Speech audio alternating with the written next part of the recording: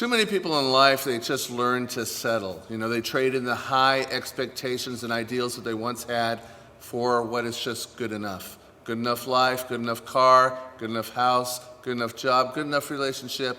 What they do is, to avoid the pain of not living up to their expectations, they just lower those expectations. I'm wondering, do you know somebody like that? Maybe it's even you. That's going to be the subject of today's episode of the Audacious Faith Podcast.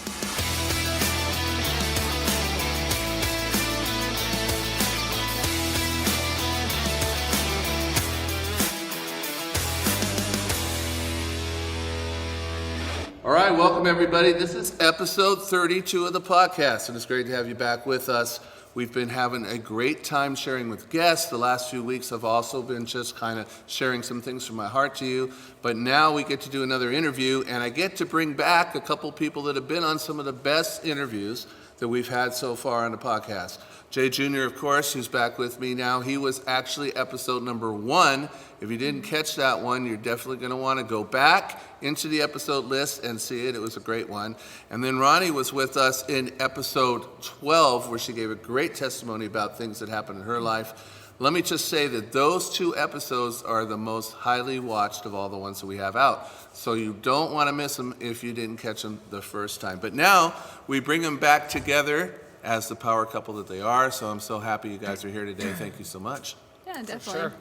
All right, we're going to get right to it. So let's talk about the subject that we are sharing today, which is not settling and continuing to level up in life, not just saying, okay, we got to a certain point, that's it. Mm-hmm. We're going to start off by taking a little journey back in time. Let's go back to early 2011. You guys are married how long at that point? A few months. Yeah. Just a few months, okay. And you're studying at the time in your master's degree program for school psychologist, yes. Correct? Mm-hmm. Interning also, plus working in one of the schools at that time with a job that you probably weren't too thrilled with at that moment. Yeah. But it was part of the experience, yes, right? Absolutely. And Jay's a trained firefighter at that point, and budget cuts basically left him out of a job at that particular instance, so it's fair to say you were broke. Yes. Is that Very right? broke. Yeah. Okay, so very broke. Now here we are, we're in 2022. A lot has happened from that particular point in time. Mm-hmm. You're doing things that you never thought at that moment that you would be doing. You lead a large financial firm, one of the largest in the country. You're working with about 200 people, and that's continually growing. The business is growing on a regular basis. Let me ask you this. How different do you see yourself now if you were to travel back in time to that person that you were in 2011, before any of that happened? Would you even recognize yourselves? Or how much different are you than you were back then? I would say completely different, because I always felt that I knew I was going to do something, worthwhile with my life, mm-hmm. and I was going to figure out whatever that was, but there's no way I could have imagined the course that my life was going to take, and, right. Just never in a million years would I think that I'd be here right now. Absolutely. And Jay, you figured you'd be fighting fires? Is that what's going to be happening?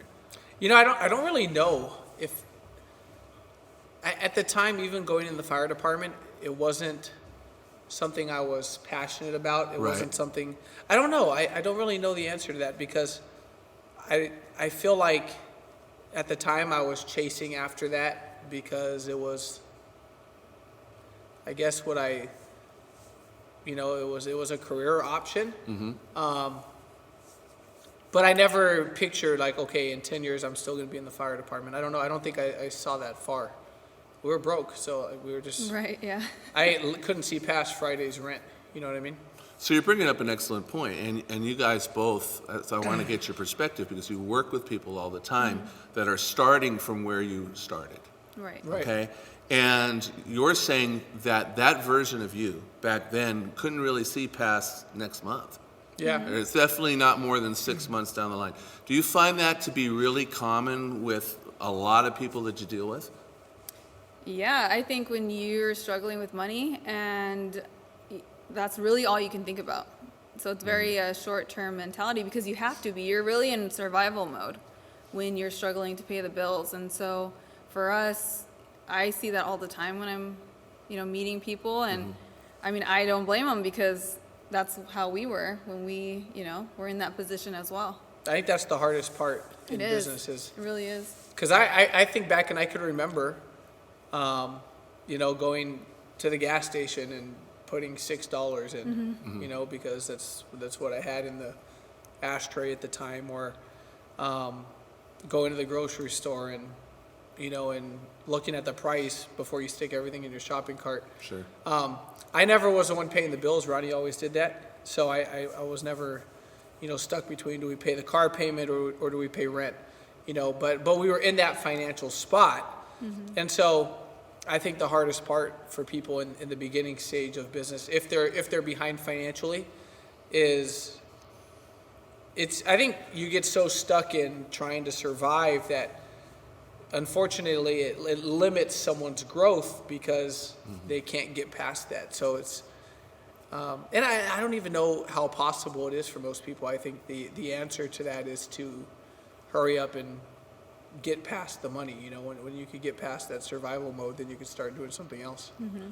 So I would think that that's where this area of settling comes in. Yes. Because what you're saying right there, it's not necessarily what people want to do. They may be working a job or being in a situation, even where they're living, or everything that they're doing that's not what they want. If you say, is this going to be the rest of your life, they're going to tell you no. But if you ask them, well, how's it going to change, and when is it going to change, they don't really have an answer to that, because they're constantly, pardon the pun, but they're constantly putting out fires. They're constantly, having to do the priority, the urgent, so what's more valuable to them, they never get to. Right? And so do you see that as being kind of where, people come in to your business, best of intentions, big talk, I'm going to do this, I'm going to do that, and then life smacks them in the face. And 1 month later, I mean, they're gone sometimes because they just, here's a person that had dreams a month ago, and now they're just like, well, it's not going to happen. Yeah. How is it that people, you think, can just give up on it so quickly? I think it comes down to people's comfort zones. For example, my whole life, growing up, we always struggled with money, on welfare, the whole deal. And I was very comfortable now looking back with saying, talking to my friends, saying, oh, we can't do that because we're broke. It was just a very common phrase, and we didn't think twice about it. Right. We didn't think, oh, let's do something about it. It was just like, oh, I can't, I'm broke, or are you paying, or who's paying? And we thought nothing of it. So it was just that comfortable, just used to it, not having a picture of anything else that could be possible. I also think that, I don't think it's that people give up on it. I think it's that there's just so much noise in most people's heads. There's so many things, and most of which come from it's just how it's always been.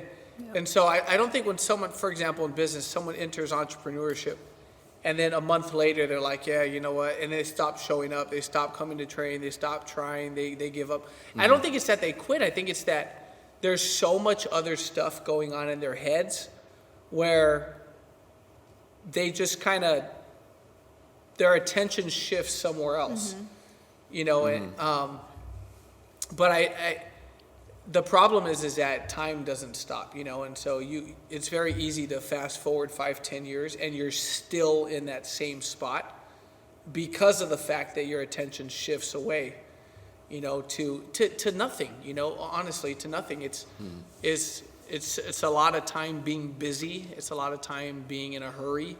It's a lot of time, being everything to everyone, and that's the recipe for getting stuck, Right.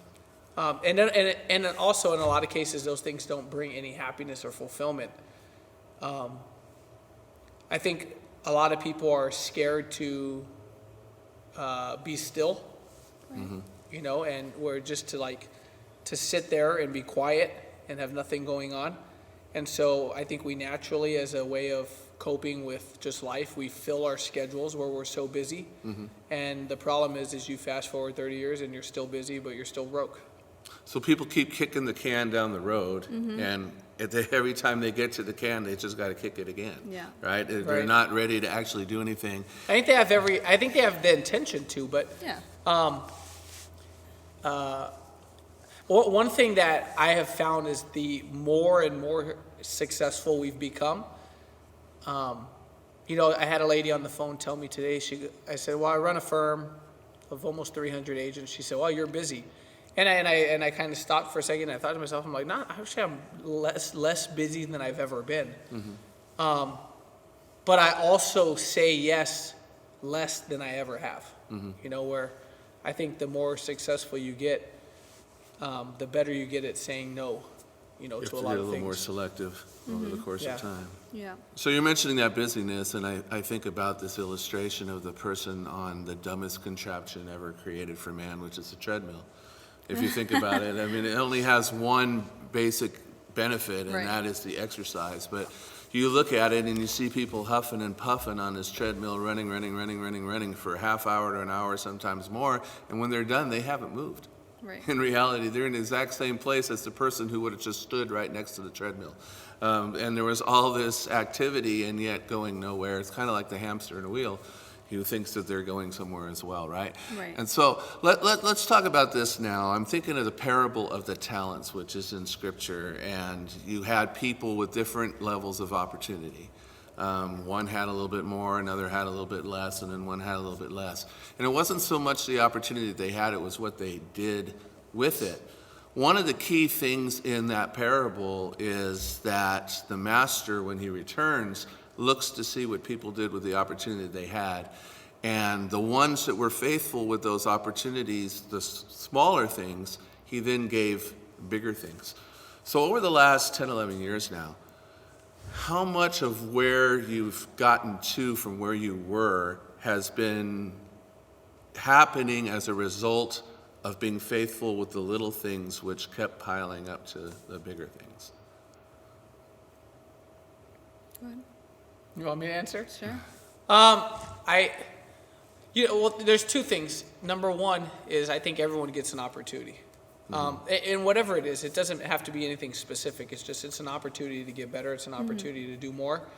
It's an opportunity to want to get a better life. Whether it's financially, it's health, it's relationships, purpose, fulfillment, whatever it is. I think for us as people of faith, we know that God gives you an opportunity, you have success with it, that ultimately comes from Him. So I think that's a very big part of it, is realizing that. That also allows you to still be relatable with people, because it's not all on your own doing. Right. But then another part of that is, I think it's when you succeed in that, it's constantly looking at things as an opportunity, which is where there has to be that level of peace in your mind, because that's where clarity comes from. Right. When your mind is constantly full of stuff, there's no room for anything else. And it goes back to that noise and being able to just be at peace in your own thoughts with nothing going on. Because you have so much more clarity that way. Right. To see, like, hey, you know what, this blessing was not of my own doing. And I think that's a very big part of it. And then it's seeing relationships for what they are, which is their connections, and there's people that want to win, and people win better together, and people introduce you to people, and the principles of success are very easy, but I think successful people just think in a clearer space, and also are just more aware of it, Right. You have something to add to that, Ronnie? No, I think even the bad things that happen, along your way, I think sometimes those teach you more than the positive things, depending on how you look at it, right? It's all Right. mindset. And so I feel that every challenge that I've had since I was a kid, up until now, it's built me to who I am and made me stronger, mentally, and just be able to relate to people better and communicate better. So. Well, that's the point that you just touched on it, because I was thinking this right as you said it. Are obstacles sometimes opportunities? I think they always are. I think it's always an opportunity. Even if you're like stuck in traffic and you might have a little bit of road rage, I still think that's an opportunity for you to practice patience and, maybe some understanding for other people rather than, and I think like the more road rage you have, like the more traffic, like God will put you in so that you can keep practicing that. I don't know. Is that why I'm always in traffic? I'm trying to figure that out. That's my theory of it. But I always think that there has to be something I'm meant to learn out of this situation. So the faster I learn it, the faster I can get past it. And that's how I look at everything. But you don't grow without obstacles. Yeah. Obstacles are the only, I believe obstacles are the only form of opportunity. Right. That's the problem, is that people look for opportunity, but it shows up as work. It shows up as a challenge. It shows up outside of their comfort zone. Therefore, they pass it off. They go, it's not for me because it's not where I'm comfortable. But comfort is what got you whatever you have. So obstacles are, I believe, the biggest form of opportunity because it increases your capacity. You have a $30,000 capacity because that's the only amount of stress that you could deal with. Therefore, that's what you make. Right. The larger your capacity, that people go, my plate is full. No, your plate's too small. That's the problem. Is that you have too small of a plate. You can't carry anything other than just your job and being a single parent. Like, you need to expand your plate. You need to expand your capacity. So, in everything in business, you have a client who's upset. Dude, that client will become your best client if you fix the problem. They will love you more than anything. They will go from being a happy client to a loyal client. If you could fix their challenge and give the best customer service, your teammate who's mad at you, same thing. Your congregation member who's upset, same thing. Like in everything, I think without a challenge, without an obstacle, without having to go outside of your comfort zone, that's how you get stuck. You get stuck because you don't have any problems. I love what you're saying there because I just got this picture in my head. You're talking about the plate, and your plate's too small.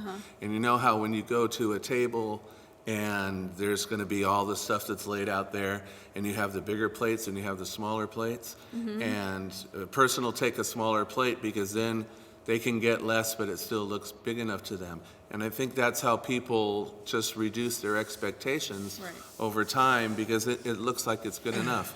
It doesn't have that emptiness of what they first. I mean, the kid goes in with the idea, give me the big plate. I want everything on the table, right? It's the adult who now has learned to let's cut this down, right, over time, right? So true. So looking at that,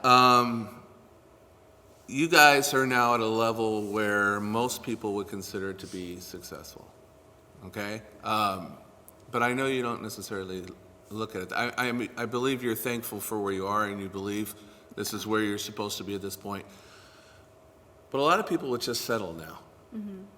Okay, I mean, you're both in your early 30s and it's like, okay, just chill, at this particular point. But I get the sense that in your journey, in your faith journey that goes along with this, you have in your head that God is still going to do much, much more. This is only the beginning at this particular point, right? So as you're kind of thinking about that, what role does faith actually play in that?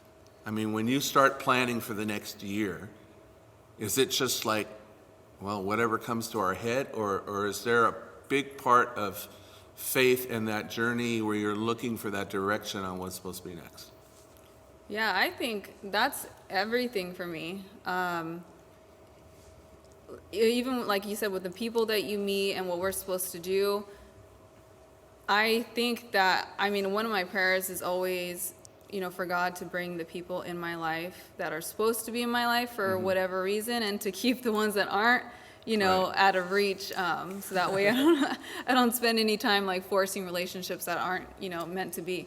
But I feel like we've gotten to a certain level that just makes us better at fulfilling our purpose, fulfilling God's purpose. Like, there's people we're supposed to help one way or another, even if it's just from our friendship, I think, from the relationships that we have, whether personal or business. And so I know I cannot imagine what, God has in store for us. So I just trust that as long as I'm, walking with him, so to speak, and trusting, then, we'll end up where we're supposed to end up. Awesome. Yeah. It's fun. It's, for me, the next level is always, it's fun, it's fun. Yeah. Business is fun, life is fun, growth is fun, giving is fun. I think that's one of the biggest secrets. I think that's why people are just not happy, is because what they're doing isn't fun, and it doesn't give them freedom, and it doesn't give them a feeling of purpose and importance. They wake up, they go do whatever they do, whatever they get paid to do. But at the end of the day, like, is it a blast? Would you do it for free? Like, are you excited about it? Are other people excited that you're alive? And I mean, I think everyone could find that purpose, but I think the peace of mind where you continue to make more money, that also, what we used to make a year, we make a month more now. And there's this, this is a faith-based podcast, so I'll say this, is that there's this belief that I think is so stupid that so many people have, which is this negative connotation with success. It's this negative connotation, this worldly view of success. And I think that's the 90% of the problem for most people. Is that they hear, oh, so-and-so makes $1 million a year. And like, it's a bad thing where, how much more reach and opportunity can you have when you don't have to spend your whole life trying to pay your bills? Right. And so I think a lot of success in us going from where we started to where we are now is the fact that we have a very clear, at least I know for myself and for you too, we have a very clear conscience in the fact that I believe that God wants us to get to the next level. Now, let's clarify on that. Because at this particular point, you've now taught or trained or spoke to thousands of people.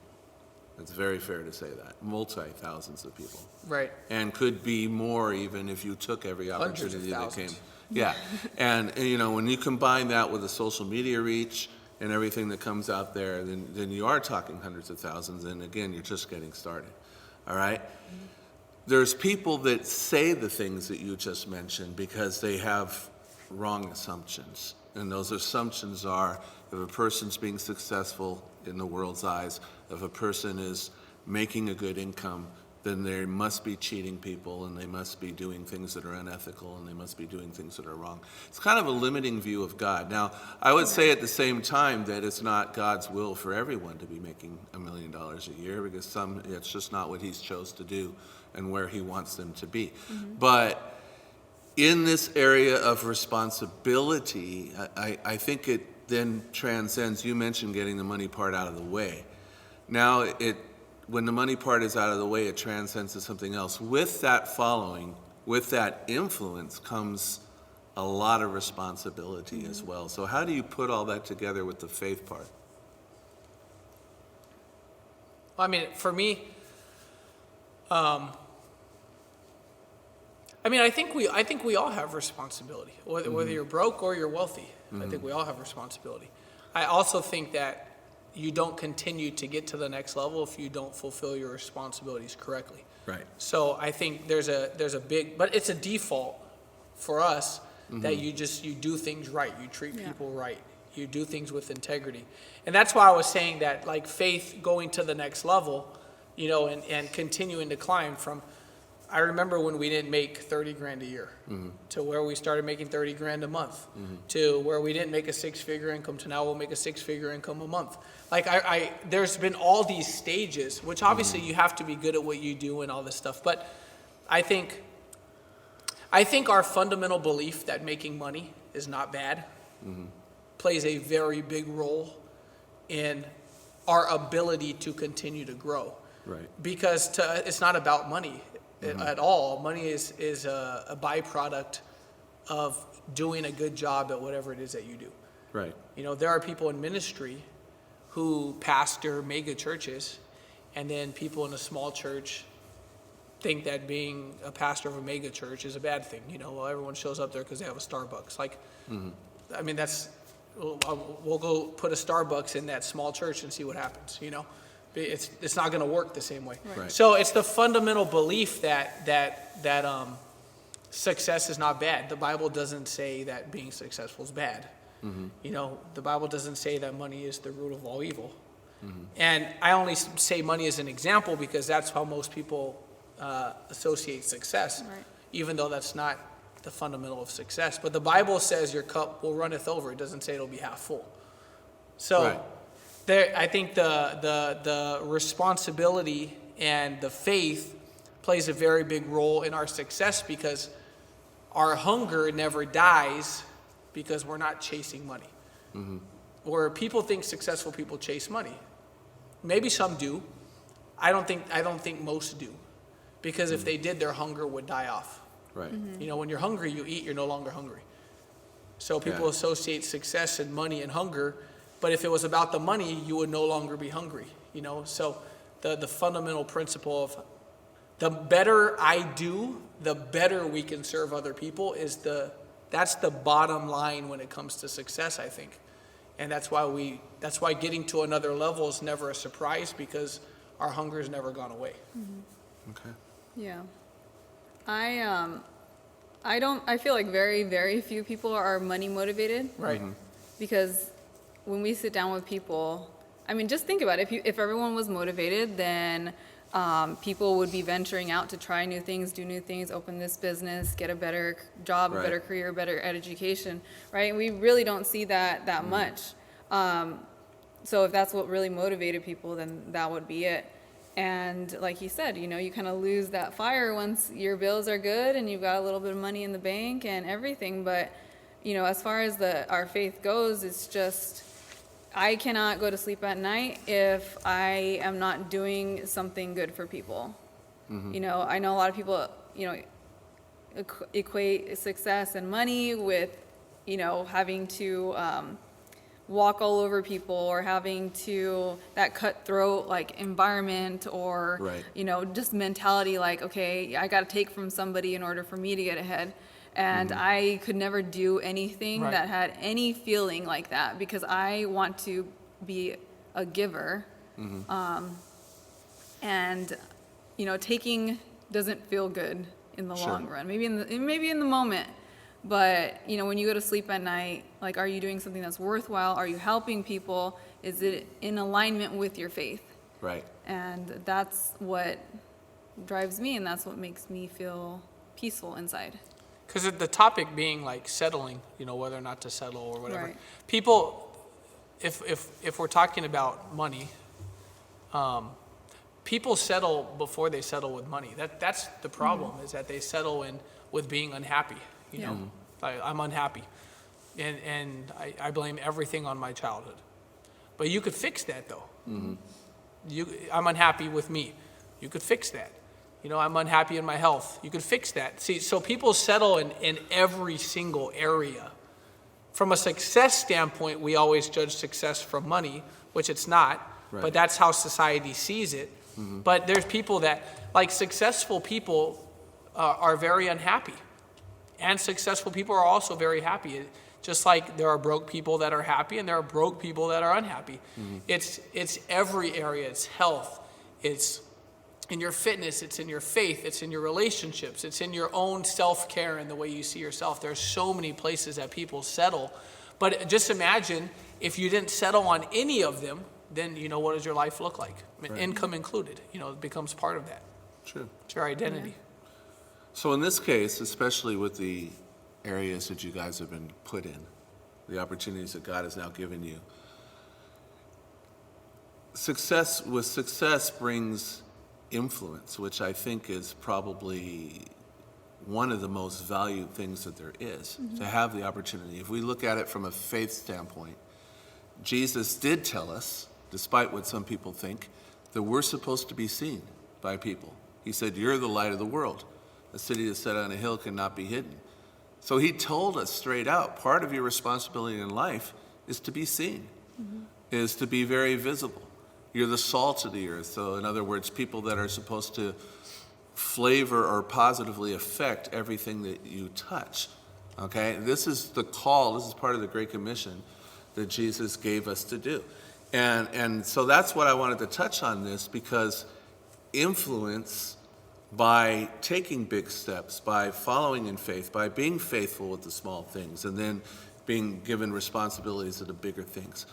This is part, really, isn't it, of what we're supposed to be doing as a person of faith. Would you agree? Yes. Agree. Okay. All right, so I have a little different question for you guys now. We're going to compare it to the business world, but we're going to put it into real life. So for instance, in the business world, we talk to people about different types of financial accounts that they have. Like there's a variable account, which goes up, and then sometimes it dips down lower, and then up and down. And a lot of people's lives seem to be like that. They have their good years, they have their bad years, they have their good months, they have their winters, that people call it. And then we also teach about an index account, where there's a gain, and then even when stuff is tough, you lock at least that in and don't go any lower, and then eventually you ramp up and you ramp up and you ramp up. Okay? That's what we're talking about, leveling up. Where do you see, in the people that you deal with all the time, what's the difference between the person that just keeps locking in those gains of growth and levels up over time, and the person that, like, they had a good year last year, but now this year it seems they've lost ground? I think it's the same with the example that you're using as far as finances go, because I was just talking about this today, because the market, is down or whatever, Sure. right?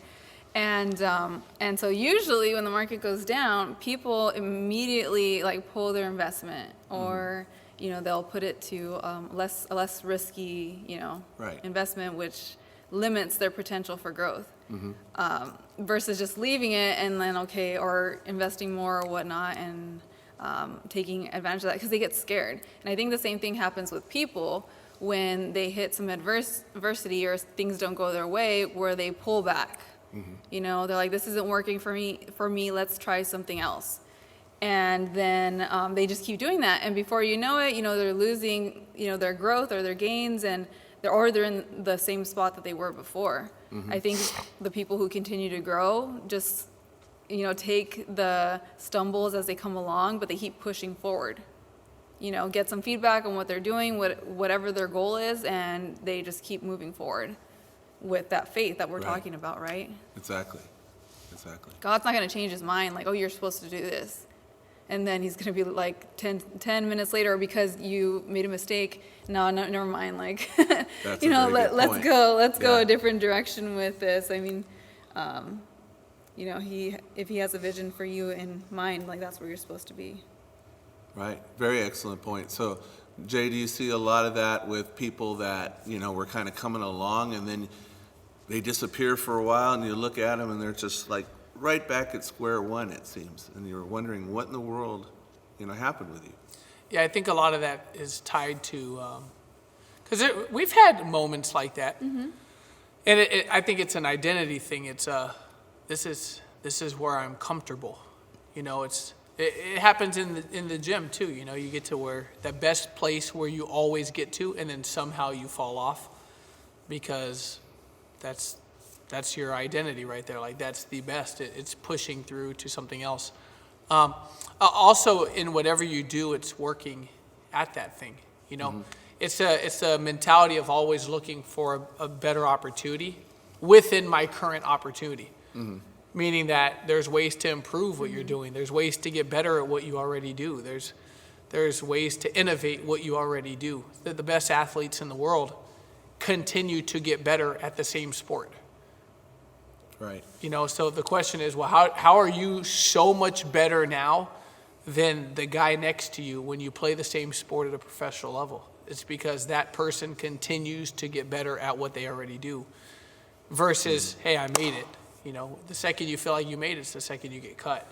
So it's continuing to grow, and be hungry for more. And honestly, from a business standpoint, or from a employment standpoint, or just from a life standpoint, a lot of it goes back to the hunger we were talking about earlier with money.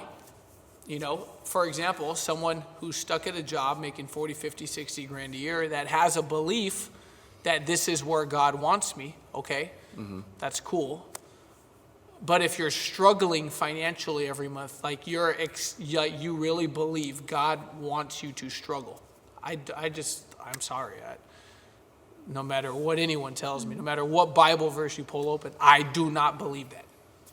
Okay. Now, I'm not saying you don't belong there at that job, but I don't see how God made you to have to worry about your bills every month to fulfill whatever purpose he wants for you. That's not part of the process. You know, you could always do something else. You could always do something on the side of that. So, you know, I think just all of it goes back to the fundamental standpoint of, can I be better? Mm-hmm. Now you're talking about moving forward and moving back and part of the process, and even with the money part. So it'll be true that as some people gain some success, there's going to be those periods where the doubt comes in, the struggle comes in, right? Combined with what you were just talking about, what Ronnie mentioned, I'm thinking back in the Old Testament, and I'm thinking about the Hebrew slaves being led out of Egypt, and now they're out there and God's providing every day, and yet every day, God didn't let them store up anything. Every day they were still waiting. And every time there was a difficult time, because everyone gets them, right? Every time there was a difficult time, they grumbled and said, oh, did God just bring us out here to die? Now, you were mentioning how, you know, God, you know, even with obstacles and even with challenges, there has to be that faith to understand that, you know, here a week ago, this is where God was leading you, and now he didn't just suddenly change his mind. Right. Yeah. Right?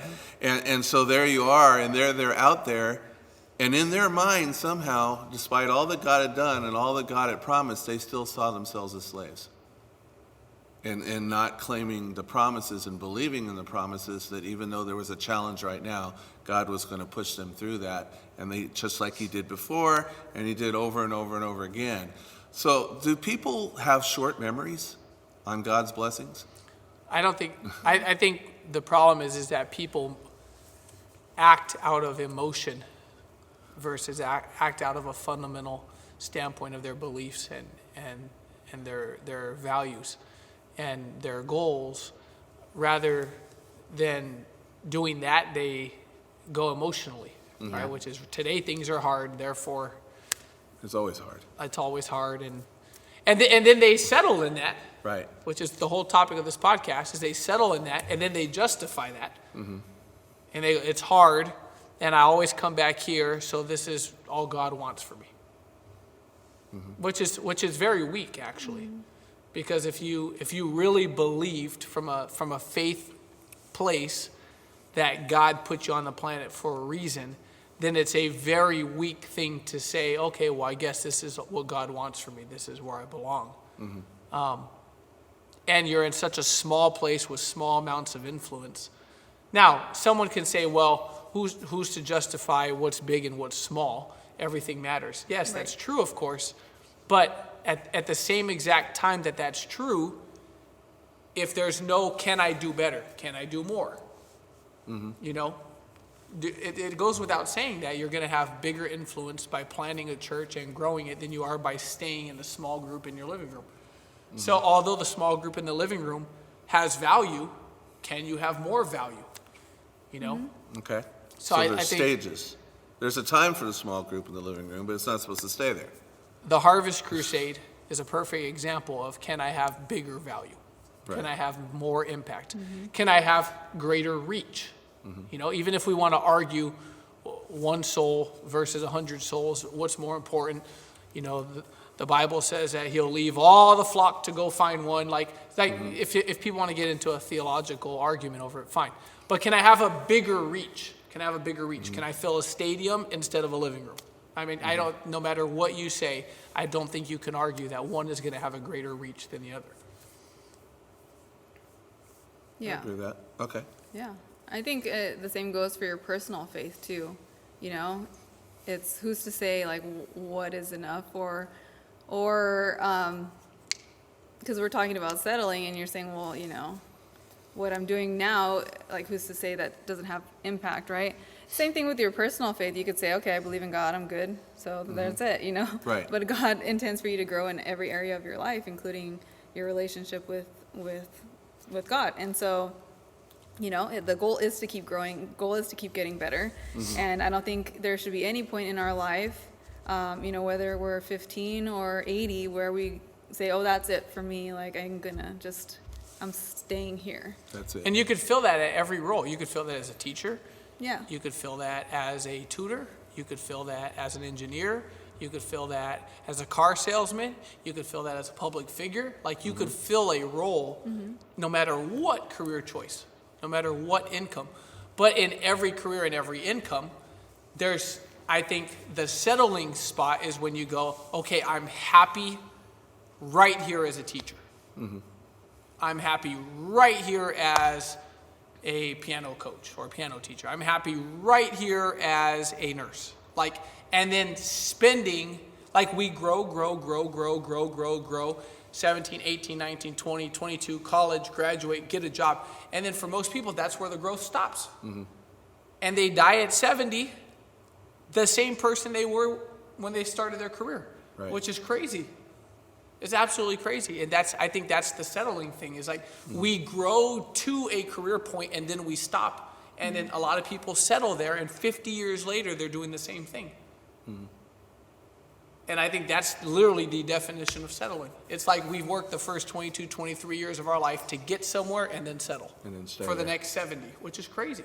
So for a lot of people, they probably see some type of ceiling in their head anyways, some type of barrier. So going back to the Israelites coming out, they see the different plagues, whatever happened, they see God's power. They end up out there, and then they see what seems like an unmovable obstacle. The Red Sea is right in front of them. All right? Just about every person that I've ever heard of, I see if you guys agree with this, that now is doing huge things, influencing people, influencing the world, have stories of obstacles that they had to go through that were just so difficult. I mean, it's part, like you mentioned earlier, it's part of what has made them who they are. Okay? Where does the faith come in when an obstacle looks that immovable? That pushes the people that really ascend? Where does that come from, you think, to get through that? I think that's the definition of faith, I Right. think, and your mindset of, okay, I cannot be the person that I need to be to hit, you know, this next level of growth unless I go through this, because how will I know how to handle this in the future? Because that thing that you consider an obstacle right now, in 5 years, maybe nothing. Like, you don't even bat an eye at it. Right. Or you're able to help other people who have gone through that. You know, and you see amazing examples of people who have gone through insane obstacles like addiction, right? Homelessness, all these different areas, abuse. And now they're using that experience, although it was a terrible experience and it should never happen, they're using that, you know, to be able to help other people. And also, I think we talk about obstacles a lot, but then I think we talk about obstacles more than people actually face obstacles. Because, for example, if someone's trying to, because no matter what career, I'm thinking if I'm a teacher, I'm sitting there, and the continuing to grow part is, how can I do more right here? Like, how can I do more here as a teacher? You know, can I start a club on campus? Can I lead a club on campus? Like, what can I do? How can I do more in my current scenario? I think that's the question that promotes growth always, is how can I do more? How can I have more reach here? How can I have more impact here? And then I think we talk about, well, what about obstacles like the Red Sea? I don't necessarily think that people are facing the Red Sea on a daily basis. Right. But I think the problem is not the obstacle. Like, I look at someone coming into business. What's the obstacle? In most cases, the obstacle is that people are very lazy nowadays. And if it requires them to get out of their comfort zone, it becomes this huge obstacle that they can't do. And I don't think it's the obstacle that's the problem. I think it's the fear of having to do a little bit more than I'm used to doing. I had a conversation with a lady today, and I said, "Do you want to come back in business?" She said, "Well, man, I've been broke ever since I got to where I'm at now," because they just moved. She said, "We took a big pay cut. We went from California to Tennessee. So we took a big pay cut. So yeah, cost of living's less, but we're used to living on more." Right. She said, "But I don't want to come back if I can't give it 100%. And I'm like, dude, going to the gym half the time is better than going to the gym none of the time. Right. By default, the 100% thing is literally an adult's excuse to do nothing. That's a settle me right here. That's literally what that means. Where if you did a little bit more, even half the effort, it's not that you're giving half the effort, it's that you're giving 100% of the effort you have. Right. You know, and I think the obstacles, I don't think a lot of people really face obstacles that, I'm going to sound super naive and insensitive to someone listening to this, which I'm not. What I'm saying is you use the Red Sea as an example. I don't think that happens in every person's life on a daily basis. I think it's so rare. I think most of the obstacles that limit people from doing something is their unwillingness to get out of their comfort zone and do a little more than usual. Right. I think the Red Sea is when you're really trying to push, and then there's huge pushback. Huge pushback that making comes. it hard. Yeah, for sure. And by the way, that's when those moments are what build character, and those moments are what build mental toughness, and those moments are what build resilience, and those moments are what build you as a person. Right? Because you have to go through those things. I've got people in business with me that on a daily basis face Red Sea stuff. And man, they're the toughest people I know. Right. And they're still there. Having to go through that. They're still there. An easy life does not give a great life. Now, you were just mentioning before about the teacher and how do they become a better teacher? How do they start a club? How they do.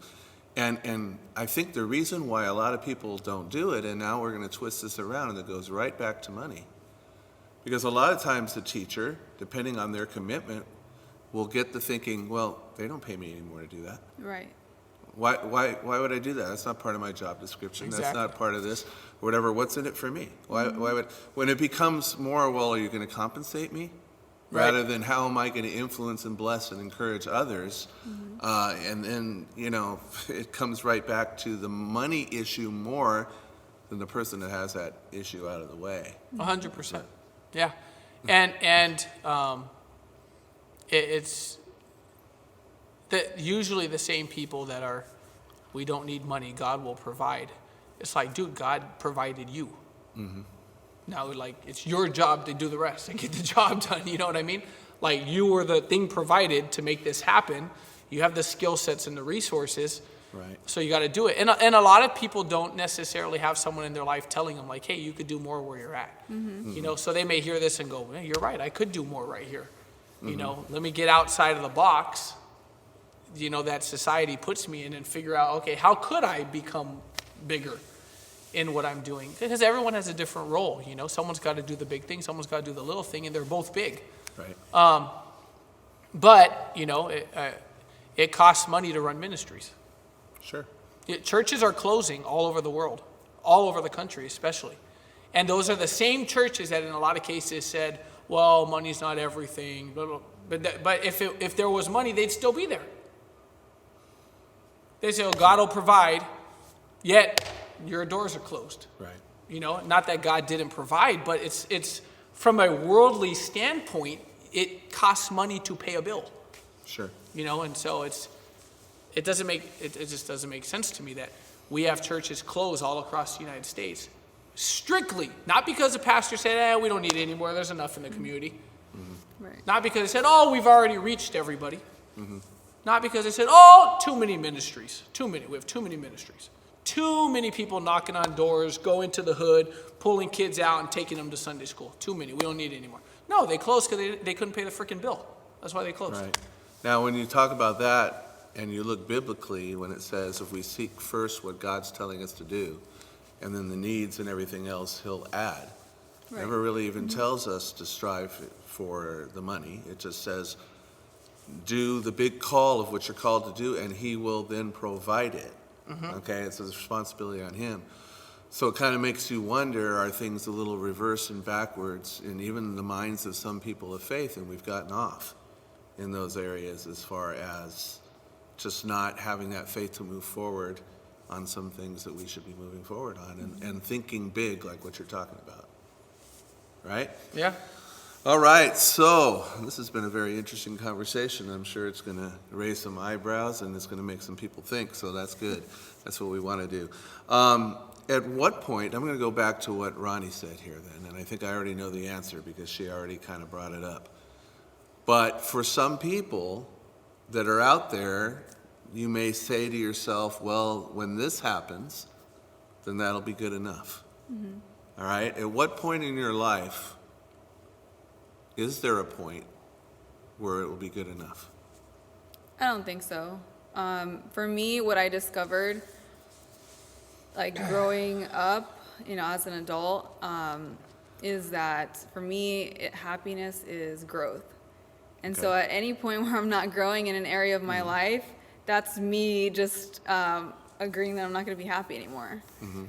So I can't see there being in any point where I'm like, yeah, this is good, this is fine. Not that I'm not content, or not happy, or I don't feel blessed. It's just that I just genuinely feel like I'm just meant to grow my whole entire life, and that's what makes me happy, and that's what I'll keep doing. Yeah, I think it depends what we're talking about, right? Right. So, because I agree, happiness is growth. I think stagnant is where. I think when someone feels like they're not learning, they're not getting better, that's where purpose disappears, right? And so it depends what we're talking about. If we're talking about financially, I think we're almost at a spot where we don't never have to think about anything again. Right. If we're talking about from a health standpoint, tons of room for growth. If we're talking about from a purpose standpoint, I don't think purpose is ever fulfilled. I think it may change, but I don't think it's ever fulfilled. I don't think it's ever done. And so I think from a impact, teaching, coaching, helping, serving, I don't think that ever finishes. In the same way they go, well, do pastors retire? No, I don't think so. I think pastors may change positions, but the purpose of which God put you on the planet doesn't go away until the job's done, right? And the job's only done for you when you're gone, or when Christ comes back. That's when it's done. So I think it really depends on what we're talking about. But I think for us, from a coaching, impact, teaching standpoint, I think we're haven't even scratched the surface of the purpose, which is to, for us right now at least, it's to help other people get from where they are to where they want to be. And I think there's a lot of strength and power and magic in mentorship and coaching. Right. And I think that's what a lot of people need. That's what a lot of people are missing. So. Absolutely. And Ronnie, I love what you said, because you pulled something right out of my brain that I struggle with. I don't want to say struggle, but it's a tension in my life that is constantly there. And that is content versus satisfied. They're not the same. Right. Content, yes. Thankful, yes. Blessed, yes. But no, there's more. There's always more. There's always something else. And there's kind of a restlessness that, to a degree, I don't know if restless is the best word, but there's a restlessness that's there, that there's always got to be more. No, it's not. I'm not done. I'm done when God says I'm done. Yeah. If we're still here, then obviously there's more, right? Until that time comes. And I would agree with you guys, I don't think there's ever a point until that point where we're finished. So there's always another book to either listen to or read. There's always a skill set that you might already have, but you can get better at. Communication, you can always become a better communicator. You can always become more empathetic. You can always become more understanding. You can always have more to be able to share with other people. And like you guys mentioned, without progress and purpose, what is there? Yeah. Right? So I think we've had a great conversation today, and as we end up with this, I do want to share with you something that's going to be coming up. We're going to have a link that's going to be actually connected to this podcast so that you can go ahead and sign up for it. There are those of you out there that may have been inspired by what you hear today, and you've even thought to yourself, I want to do more in life. I like where I am, but there's more things that I want to do. And maybe you've been inspired by some of the things that you've heard and you want to learn more. We're going to be offering together a free event for those who want to go into entrepreneurship and they want to do it from a faith-based perspective. That's going to be offered within the next couple of weeks. So we're going to have a sign-up link for you. It's going to be absolutely free where you can just get some basic information and really kind of get a gist for what is the possibility of out there. And then you'll have some opportunities to even see some more things in the future. So be sure that you sign up for that. Jay and Ronnie are going to be sharing some of the expertise that they've learned over the last 11 years, and you're going to get a huge amount of value out of this, I guarantee you. So we're looking forward to that. You guys looking forward to doing that? I am. I think it's going to be a lot of fun. Wonderful. So make sure you subscribe to the podcast if you have not already, and make sure you share this episode with as many people as possible. God bless each one of you. This has been the Audacious Faith Podcast. Take care.